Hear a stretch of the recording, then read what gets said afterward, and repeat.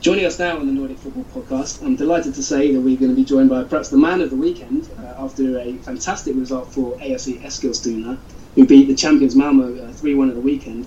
We are delighted to be joined by Michael Jolley, who is the first team manager of AFC Eskilstuna. Michael, thank you for joining us. Hi Jonathan, hi Steve, good to speak to you. Thanks for coming on. No problem, my pleasure. Yes, delighted to speak to you. I mean, obviously, being an Englishman yourself, we've got a particular interest in you and how things are going out there. I mean, the first place to start, there's no other place to start really, is the AFC game against Malmo at the weekend. I mean, that was a fantastic result for AFC. Very unexpected, to be honest. I think there was 36 points separating the two teams before kickoff. Let's start there, and then we'll kind of go into a wider conversation. But let's just talk about that game itself. You must be absolutely thrilled after that game.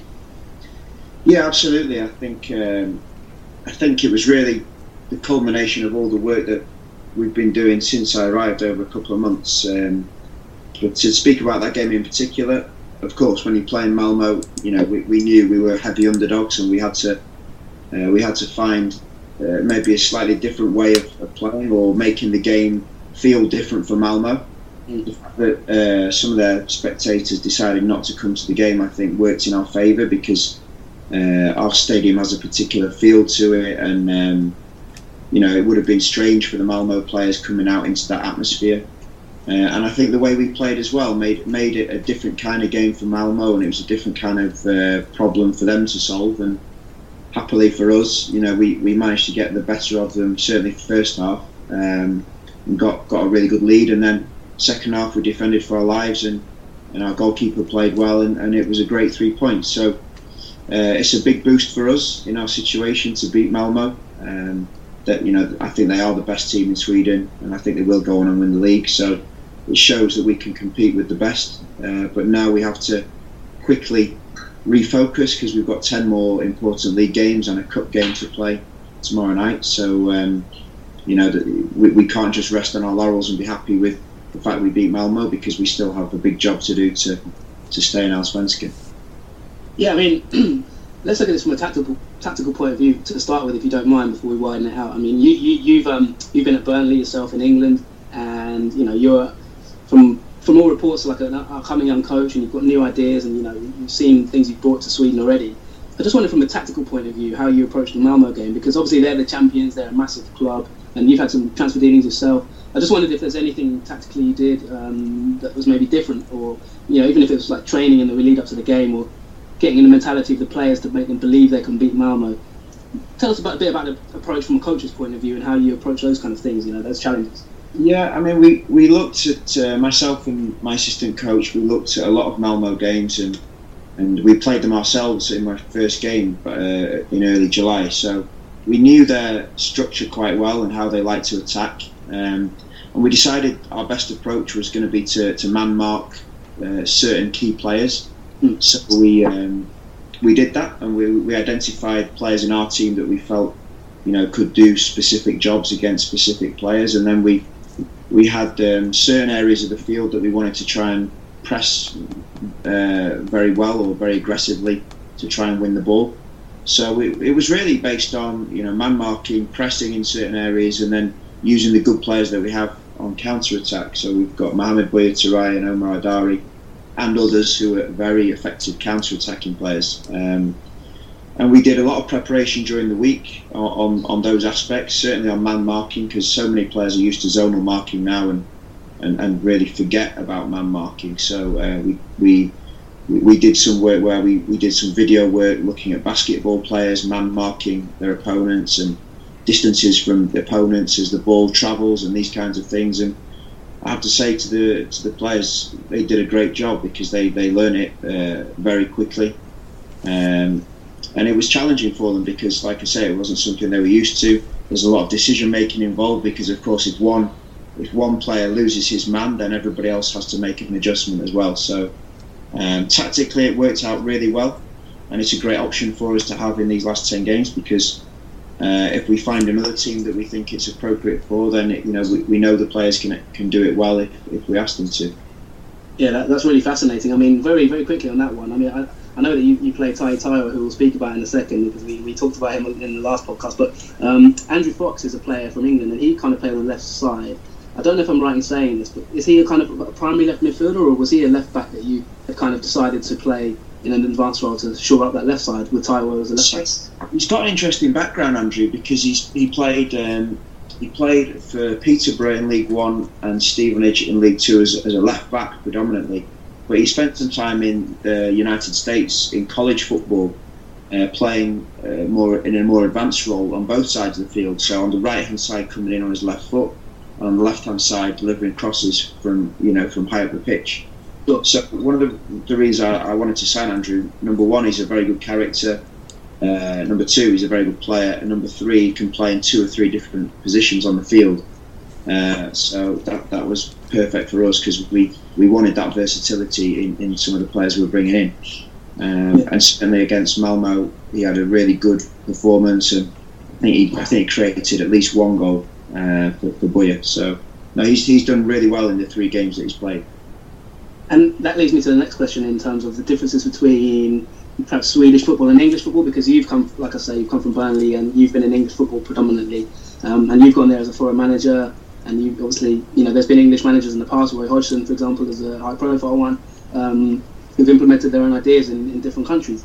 So for yourself, implementing that kind of thing, have you identified, are there any key differences perhaps between English and Swedish football? I know it's 23s, maybe it's obviously slightly different in terms of intensity and that, but have you noticed any key differences so far that surprise you, or anything that's kind of taken you by shock, or that you've not been prepared for since you've moved there? Or? I think I'm going to hedge my bets with my answer. On one level, I think it's very similar, because you get all the shades of the rainbow in different teams. I think in watching Premier League football up close as I have at Burnley, you get lots of different styles. Certainly in the Championship, you get teams that get it forward quickly. You get crossing teams, counter-attacking teams, pressing teams that drop off. And I think I've experienced that variety here as well. You've got some possession teams, some counter-attack, some more direct. So it's similar in that respect.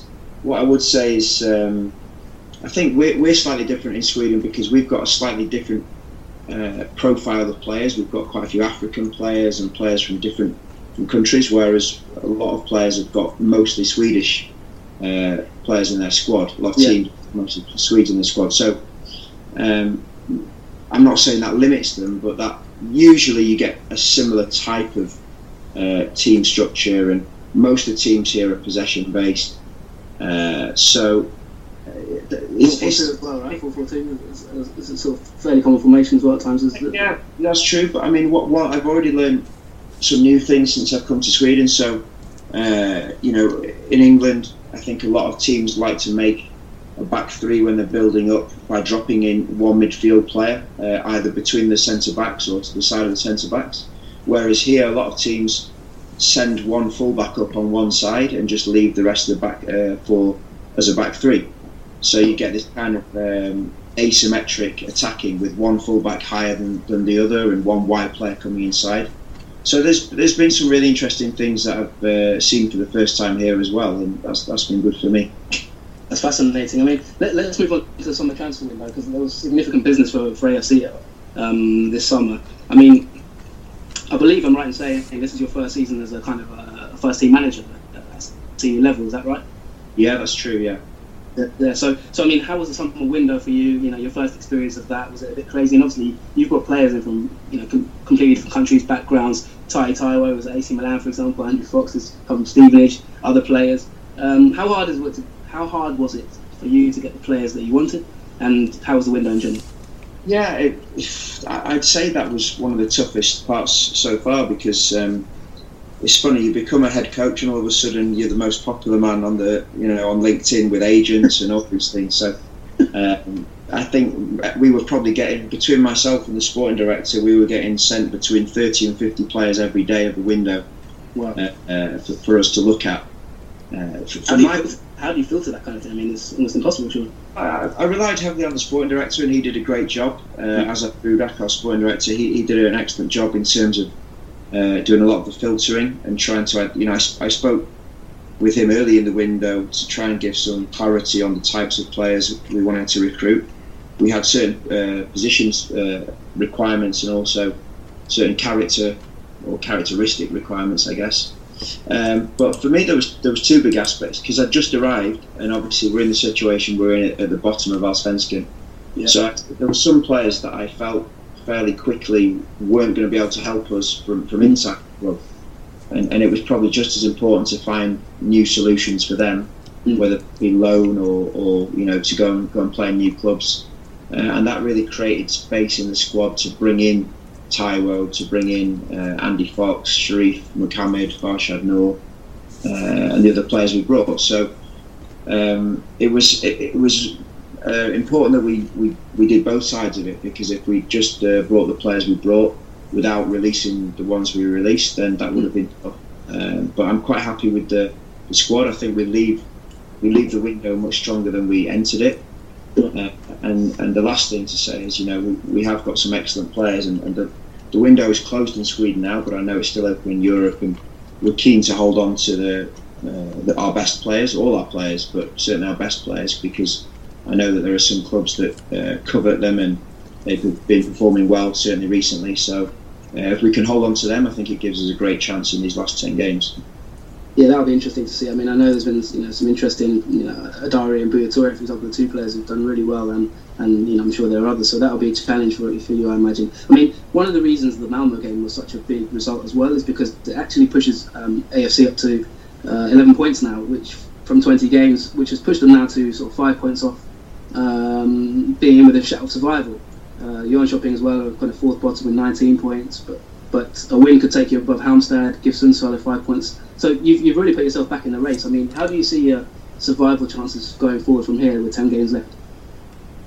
I think that when I arrived, I looked at the fixtures. There were 18 games to go, and I kind of mentally put them in blocks of 6 games, 3 blocks of 6 games. And the first 6 games were really tough in terms of the opponents we had to play. We had we had Malmo away, we had Sirius away, Djurgården, who were flying at the time, Norrköping away, and AIK away. So these were mostly teams at the top. We had a double header against Kalmar where we took 3 points. So as we go into the last 10 games, we've taken 7 points out of I think I've had 8 games, we've taken 7 points. But prior to that, we took 4 points from 12. So I think there's been a progression there, but of course we still got plenty of work to do, and we're still bottom of the table. So like I said previously in my last answer, the squad is in good shape. We've got 10 games to go, and I don't think that any of them will be easy, but they're against teams that are closer to us in league position than the previous games we've played. So the team is competitive, is fighting, which is great to see. I don't think we have to win all the games, but we probably have to win at least 4 or 5 to stand a good chance of surviving. And I think I think we have a reasonable chance of doing it now.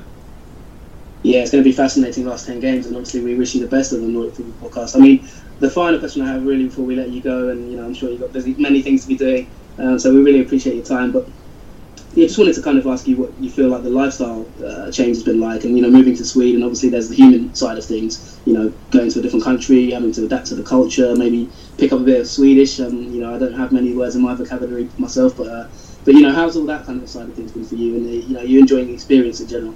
Yeah, absolutely. No, I think it was a big shift career-wise, but probably an even bigger shift in terms of my life. So my wife and I have both moved over here to Sweden, and it's really important that she's happy and I'm happy in our lives away from the football. And I think slowly we're settling down. We found a house to move into in the next few weeks, and the Swedish people have been very welcoming. It's a fairly gentle shift culturally because everybody speaks English, so we're trying to learn some Swedish, but it's hard because everybody immediately starts talking English to us. Yeah. But no, Eskilstuna is a nice place. It's a 1 hour from Stockholm, which is a fantastic city. So we've had some good trips to Stockholm, and we like where we live at the moment. Today was the first day where it got a little bit cold, so that was slightly worrying because it's only late August. But that's Swedish winter.